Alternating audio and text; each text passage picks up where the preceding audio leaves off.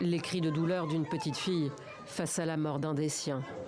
Les corps ont été transférés à l'hôpital indonésien de Beit Laya. Parmi les victimes, des enfants.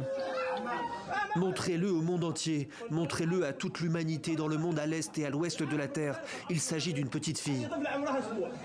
Tous étaient des déplacés, assure la défense civile palestinienne, et avaient trouvé refuge à Jabalia, dans un bâtiment de l'UNRWA, l'agence de l'ONU pour les réfugiés palestiniens, abritant une clinique. Ils n'ont rien à voir avec les armes. Ils n'ont rien à voir avec quoi que ce soit en rapport avec les Israéliens. Ils ne commettent rien contre les Israéliens. Ils étaient ici, sous la protection de Dieu.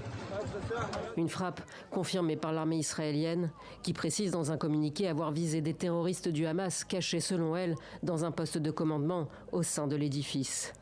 Israël intensifie ses bombardements sur l'enclave palestinienne et annonce ce mercredi l'extension de ses opérations militaires pour s'emparer de larges zones de la bande de Gaza.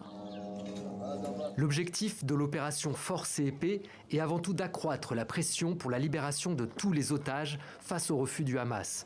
L'extension de l'opération ce matin augmentera la pression sur les meurtriers du Hamas et également sur la population de Gaza et fera progresser la réalisation de cet objectif sacré et important pour nous tous.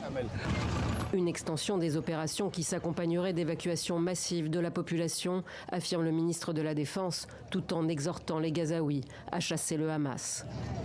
Que peut-il nous faire de plus?